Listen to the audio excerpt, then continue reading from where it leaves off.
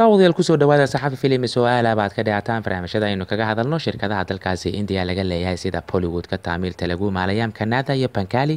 oo filimada ka sameeya aktarada dalkaasi India u dhashay. Haddaba daawadayaal barnaamijka waxaynu kaga hadli doonaa jilaaga caanka ee Shah Rukh Khan. Shah Rukh Khan waxa uu ka mid yahay aktarada shirkadda Bollywood-ka ka howlgala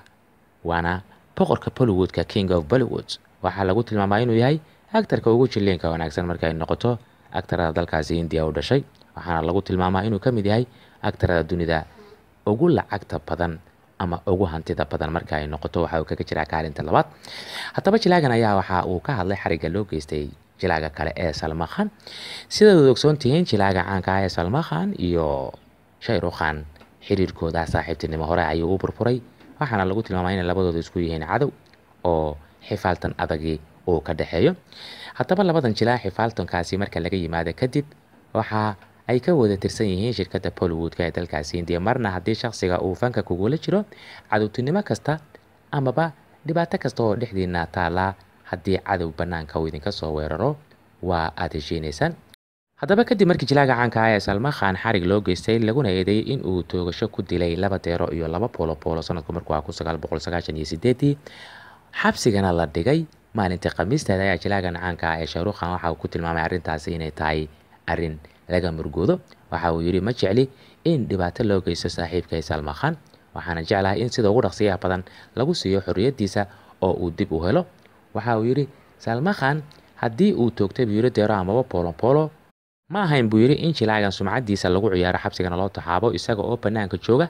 ayaa la weydiin karay buu yiri magtooda in uu shubo oo uu bixiyo ma ahayn buu yiri sidii in qof bini aadan xuquuqdiisa uu ku xadgudbay amaba toogasho ku dilay in jeelka loo taxaabo oo aad moodid buu yiri waliba aad loo pompooniyo lana yiraahdo kiiska uu galay waa kiis halis ah oo cirka inta la geeyo sheekadina dhanka kale loo rogo aktarka sumcadiisa iyo xorriyadiisa laga qaado xabsigana la geeyo. waxa uu yiri ma jecli in Salman Khan iska daa in jeel la geeyay in ay cidi fari ku taagto sababtoo ah waxa uu yiri saaxiibtinimadeennii qadiimiga ahayd ayaan aad u qiimeynayaa. shakhsi haddii aad taqaanid buu yiri muddo rubac qarni ka badan haddii aad maqashid dhibaato ayaa ku dhacday aad ayaad uga murugaysaa buu yiri. anigu ma ahayn buu yiri looyarkiisi balse haddii lay oran lahaa buu yiri noqo abukaatihii u doodi lahaa Salman Khan diyaar ayaan u ahaa si aan uga soo sii daayo jeelka xorriyadiisana aan u siiyo. haddaba hadalkaasi kasoo yaray jilaaga caanka ee Shah Rukh Khan dadka qaarkiis ama saxaafadda dalkaasi India waxay u qaateen istizaa amaba jees uu ku jeesayo jilaagan xabsiga dhex jiifay maalintii Khamiisteeda iyo maalintii Jumcada ahayd kadibna la sii daayay waxaana ay sheegeen inay ku digasho ahayd ee aysan ka ahayn wanaag iyo caloolfiyoobi iyo inuu rabo in jilaagan xorriyadiisa la siiyo oo banaanka u soo baxo. waa taqaanaan oo saxaafadda dalkaasi India waxaa lagu tilmaamaa inay tahay dabshid amaba naar afuuf oo isku soo jeedisa aktarada si kala jeeda iyaga oo ka faa'iideysanaya. haddaba arrintaasi kasoo yartay jilaaga caanka ee Shah Rukh Khan Salman Khan wax jawaab kama uusan bixin maadaama laftiisa uu iska dhibanaa oo waa maxbuus meel ku jira kadib markii la sii daayayna aad ayuu ugu mahadceliyay intii la murugootay iyo intii u bannaan baxday oo rabtay in jilaagan xorriyadiisa la siiyo. waxaana uu sheegay dadka lana wadaagay inuu aad u faraxsan yahay cid alaaliya ciddii arrintiisa ka hadashay oo la murugootayna uu u mahadcelinayo meel kastoo ay dunida ka joogaan.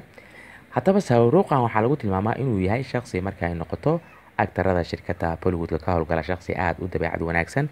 ahna shakhsi wax kasta oo lagu sameeyo iska hilmaama aanan jeclayn in uu la tirsado dadka ay fanka ku wada jiraan inkastoo marka ay noqoto dabeecad xumo amaba dhanka dhaqanka uu waxyaabo badan oo qaladaada sameeyay sida dagaalkii uu ku qaaday garoonka kubadda cricketka lagu ciyaaro isagoo waqtigaasi naadigiisa Calcutta Knights ay ciyaareysay oo ay lahayd ciyaar cricketka ka tirsan dhacdadaasina ay ahayd dhacdo fool xun oo uu u geystay booliska amaba askarta dalkaasi India oo waqtigaasi gaardiyaha ka haysay ciyaartoyda tiimamka kubadda cricketka ku lahaa iyo tiimkii kale ee ka soo horjeeday.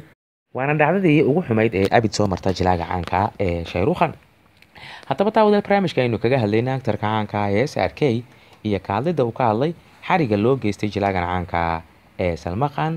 maadaama haatan la sii daayay intuu xabsiga ku xirnaana uu sheegay in uu murugada la qaybsanayo saaxiibkiis qaaliya intaas ayaan barnaamijka kuusoo gabagabeynaya barnaamijka waxaa idiin daadihinayay anigoo caaqil cabdi faarax halkaad ka daawanayseen waa saxafi films haddaba haddii aadan ka mid ahayn bahda amaba asxaabta ku xiran saxafi films fadlan waxaa isku daydaa inaad subscribe saarto